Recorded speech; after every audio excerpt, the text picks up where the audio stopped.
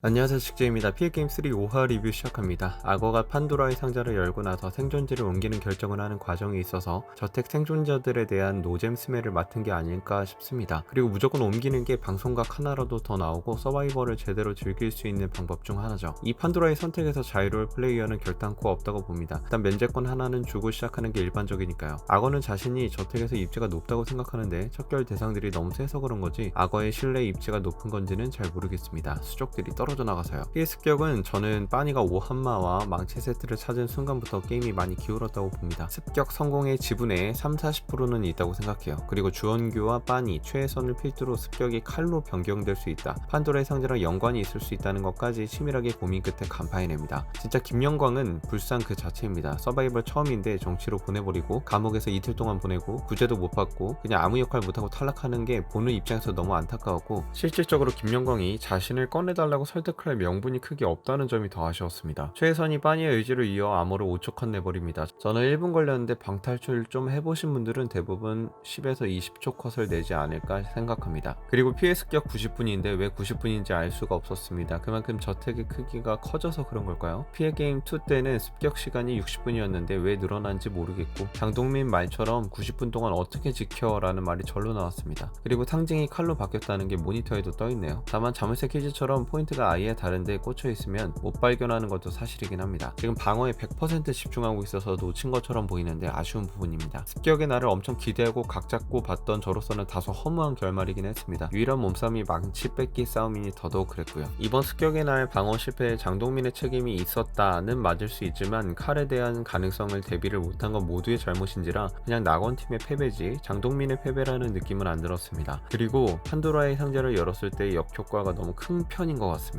그리고 이 장면에서 왜 범죄도시 강해상이 보이는지 모르겠습니다. 소사2에서도 그렇고 팀을 정말 중요시하고 리더로서 책임을 다하는 모습을 한결같이 보여주려는 장동민은 결국 이번에도 데스매치행을 자처합니다만 소사2 때와 마찬가지로 팀원들이 동의하지 않습니다. 픽겜3 편집은 진짜 매번 비슷한 패턴인데 매번 속는 맛이 있습니다. 이번에도 반전으로 유리사가 가게 됐는데 유리사가 진지구축 때 기여한 부분들이 상당히 미미했다는 점이 나왔습니다. 그리고 홀에 다 모였을 때도 홍진호가 스파이냐고 물어보는 장면이 굉장히 눈치 없게 느껴진 것은 낙원팀이 초상집인데 해맑게 웃고 있다는 점입니다. 습격을 당하든 말든 아무 상관없어 라는 느낌이 같은 팀원들도 느꼈을 겁니다. 그리고 나오는 유리사의 멘트들이 솔직히 저는 좀 이해가 안 됐습니다. 비하인드를 들어봐야겠죠? 3층 진지구축이 잘못된 게 아닌데 왜 이 정도 판단력을 언급하는지 이해할 수가 없습니다. 능지까지 언급을 하는데 그럼 어떻게 막아야 능지가 높고 판단력이 높은 건지 잘 모르겠으며, 자기 또한 칼에 대한 변수는 인지하지 못한 걸로 아는데 알았다 해도 무능, 몰랐다면 방관이어서 이런 말을 할 자격이 있는 건지 의문입니다. 그리고 자기 말 안 듣더니 날 감옥에 보내? 싶기는 했다고 하는데 유리사의 픽겜2에서부터 이어진 고질병이 다시 드러나는 장면이었다고 봅니다. 정치력과 소통력이 늘어나지 않았고 감옥에 대한 자신의 말을 관철시킬 충분한 근거와 방법이 있었음에도 그것이 권력인 양 더 과감히 행동하지 않은 점들을 근거로 저는 개인적으로 유리사가 이 게임에 제대로 몰입하지 못했다고 봅니다. 픽겜2 때도 감옥에 무기력하게 있다가 데스매치 2번 당하고 탈락했었는데 이번에도 그냥 감옥 가는 게 낫겠다라고 하는 게 조금 어이가 없었습니다. 저는 유리사가 이런 부분에서 보완하길 바랬거든요. 그리고 저택팀에서 소통하는 것들을 보면 김민아가 이진아라는 사람의 유형을 이미 알고 있고 김경란 내의 바이브와 성향을 눈치채고 충주맨하고 각 잡고 판짜는 그림이 좀 흥미로웠습니다. 이진아는 굉장히 자신의 감정과 생각에 솔직한 편입니다. 얼굴에 그대로 드러나는데 자신의 이기적인 면모 또한 그대로 드러나기 때문에 어찌 보면 내숭 없이 깨끗하다고 볼 수 있지만 팀원으로서의 가치가 크지 않아 보인다는 게 단점입니다. 이진아가 팀을 위해 희생한다는 그림을 상상해 볼 수가 있을까요? 그런 부분에서 저는 김민아 충주맨이 돈을 가져와도 어차피 또 다른 분란의 시작이다 라는 판단이 굉장히 탁월했다고 봅니다. 이진아가 돈을 중요시 생각 안 하는 것처럼 보이는 둘을 보고 답답하다고 얘기하는데 김민아 충주맨은 이미 알고 얘기하는 거였죠. 이런 부분에서 눈치가 좀 부족하다고 생각합니다. 과연 눈치를 못 챌 정도의 대화 바이브인가 싶은 거죠. 그리고 김경란과 유리사의 만남도 웃겼네요. 김경란이 누군지 몰라서 스텝인 줄 알고 얼음 얘기하고 있고 서출구는 거의 불시 면회온 수준으로 김경란 못 알아보는 게 너무 웃겼습니다.